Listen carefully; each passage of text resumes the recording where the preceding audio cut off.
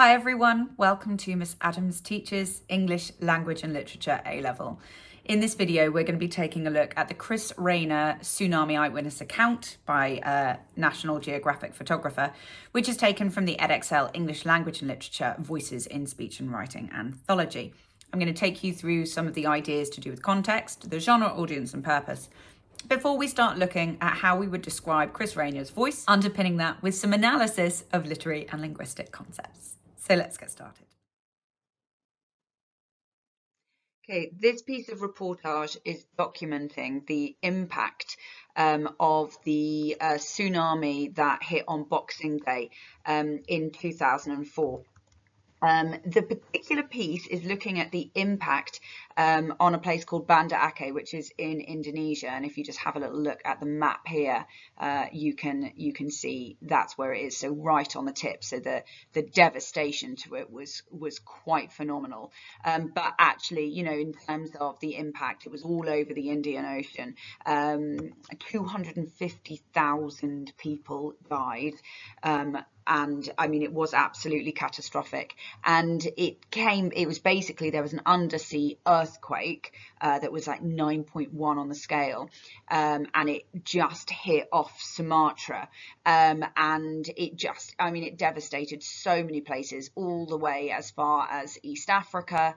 And yeah, I mean, it was absolutely devastating. And so if you think it's all of this area, so for example, like, you know, we're in Thailand here. On this side, you've got islands like Koh Phi Phi and Phuket. And Koh Phi Phi was absolutely decimated, but obviously on this side, that this area sort of stayed safe. So it was everything around here. Absolutely extraordinarily powerful, dangerous, damaging natural disaster. Okay, so just having a little look at the gap. Right, so this is reportage, slightly different from a news report. Reportage normally involves a little bit more literary non-fiction style, but actually this piece isn't quite so literary non-fiction. Like the scuba diving one that's coming up next, that's got a lot of features of literary non-fiction. So reportage is normally a little bit of a blend. It's always focused on a particular event, but then it records a particular individual's experiences of that event. So it's like you're getting a kind of combination. Now in this case, this was transcribed from spoken. So it was actually Chris Rainier walking through Banda Aceh and surveying, and then that was then transcribed and popped online for National Geographic. The audience are going to be your National Geographic fans, and you're going to have fans of Rainier as well, because he's got his own following with his photography. It's going to be people that are interested in current affairs, people that are interested in the environment, anyone that watches the news. You know, it was such an enormous disaster. Like you know, it had a global reach. And of course, the purpose here is to inform. There are some other flavors in terms of the purpose. Yes, of course, it's an informative piece, but there is a slight agenda as well. It's not just about informing about the disasters to kind of gain support. There's a little bit of sort of pro-America a kind of reasoning in there as well, but we'll get to that. Now, you might find the voice in this piece quite jarring, because at times it is very, very blunt, and at times quite detached. And some people read it and feel a bit uncomfortable almost with his manner of communicating. But you've got to remember contextually, he's there in it. It's probably a sort of defense mechanism. He's got to kind of not be too emotional about it. Otherwise, how would you be able to go about your work? So there are quite a range of voices. Particularly, there's a real shift when he starts looking at kind of what the Americans are doing, and we'll see. Let's look at the opening as always. So, the best way to describe this, because we grew up with the images and we all know what it looked like, is that Banda Aceh looks like Hiroshima after the atomic bomb. It's totally destroyed. The buildings have been flattened for miles, and entire communities, probably something like 100,000, have been swept out to sea. So it kind of feels like we're starting in the midst, doesn't it? It feels a little bit like on media res. And starting with that superlative, the best way, best being the superlative of good, says that it's almost like a struggle to communicate what he is seeing. So it immediately prepares us for the fact that getting your head around what he is viewing is going to be hard. And then we get this parenthesis, so see our little hyphens here. So what's wrapped up in the parenthesis is this historical allusion to the Hiroshima bombing. So what we've got here is this shared knowledge, and then that is emphasized through the use of inclusive pronouns or first person plural pronouns. We grew up with, we all know what it looked like. So again, there's this kind of sense of grouping everyone together in this shared experience of horror. So after our historical allusion, we've got this quite nice long complex sentence created there with that parenthesis, and then we've got this shift to a simple declarative. It's totally destroyed, and that adverb totally really works to intensify destroyed. Buildings have been flattened for miles and entire communities. And then again, notice we've got another example of parenthesis, probably something like 100,000 people. So notice what we're doing here in this parenthesis. We're hedging with our adverb, probably, and then we've got indefinite determiners, something like 100,000 people. So it's being deliberately vague, not for mystery, but to demonstrate how vast the numbers are, that you can't put a pin on it. There's no way of knowing for sure because of just how many people have been, emotively put, swept out to sea. So it's a bit of a collocation, that, but so emotive.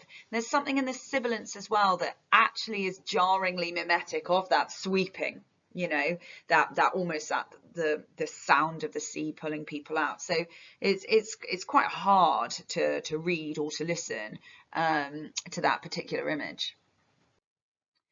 And we continue with this sort of blunt and perhaps quite detached tone. It's day 15, January 10th, 2005, since the disaster. So note the fact that we're in present tense, so we get this sort of sense of immediacy. And again, reminder, he's walking through. And we've got a temporal discourse marker, which is, you know, fulfilling the conventions of the form here. And if any of you were confused, because in the Parrot book itself, it references this as a 2005 text, and it is 2005. But the point is that the tsunami itself happened on Boxing Day of 2014. So 2004, sorry. Don't get confused about when the tsunami was. Okay, and still there are vast areas. So note the adverb there, still. So almost a little, not criticism, but a kind of the horror that even after 15 days, you've still got this situation where exposed bodies can be seen lying around. And I think that adjective exposed is really, really important in creating the bluntness in his tone here, because it's like the bodies are being disrespected by being left exposed. It's no one's fault. It's because of how vast the disaster, or how major the disaster is, and they're not able to get the help in.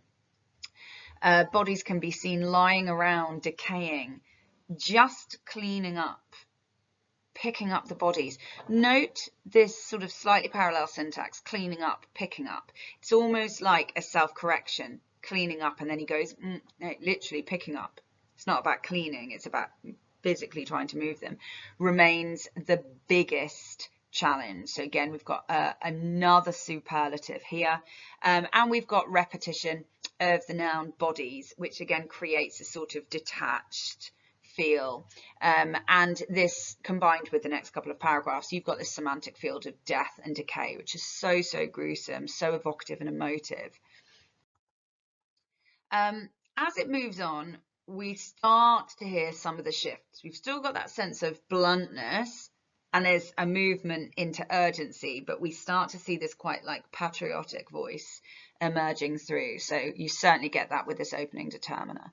Everyone is very impressed with the US military relief effort. So we've got indefinite pronoun everyone. It's nice and broad. Yeah, the whole world, or everyone in Indonesia. It's nice and vague, but it suggests broadness, and so it gives it credibility. We've got intensifying adverb, very impressed, not just impressed, but very. And the UN's coordination of some 200 different charity organizations setting up here. So we've got our determiners, some 200, again, nice and vague, some being an indefinite determiner, but it's pointing out how much is being done. The urgent challenge is to make sure that another 100,000 people don't die from disease. So again, you know, another determiner there, which is suggesting like an urgency. If we don't move fast, even more people are going to die. And there's something quite powerful in the plosive alliteration, don't die from disease. So it's quite hard hitting at that moment. And then we get this set of illusions. The horror of this place reminds me of something from a biblical disaster story, Noah's Ark, or the sketches of Hieronymus Bosch, a painter of monstrous scenes of hell. And just if you wanted to have a look, here's an example. If you take a close look at this, or Google it so you can have a proper look, because I know you probably won't be able to see it that clearly on this video. I mean, it's terrifying scenes, terrifying images that are incongruous as well as gruesome. And so that illusion is really, really powerful. It's not just the scenes of death, it's the incongruity of those bodies lying around that makes him seem like it's something from hell. Everywhere I go, I have to be careful I don't step on a body. So this adverb of place, everywhere, again suggests the scale, and it continues to have that blunt, detached feel, particularly through that noun corpse, which you can draw up with that semantic field of death from the previous paragraph, where we had, of course, bodies repeated twice. He's been quite emotive in some of his allusions and some of his choices, detached and blunt as it might be. And so these two little paragraphs that I've popped in are where he starts to be a little bit more authoritative and credible by bringing in more facts and stats. He does still use vague language, the magnitude of this thing. It's almost slightly euphemistic as well. So it goes on for hundreds of miles, both directions. Then we've got 10 square miles completely flattened. 30,000 bodies are still in there. Note the passive voice. It is feared that something like 30,000 bodies. So by using passive voice, it takes away the subject of the sentence. So again, it suggests that everyone has this fear. It makes it much broader.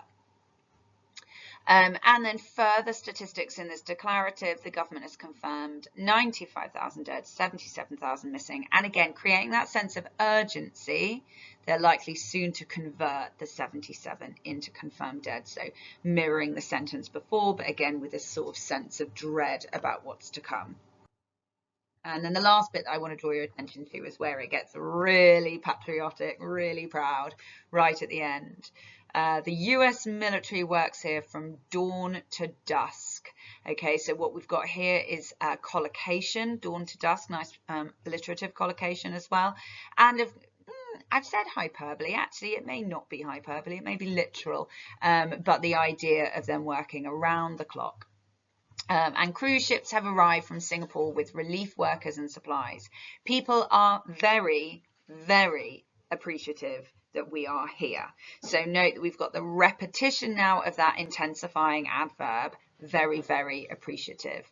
They appreciate America's help.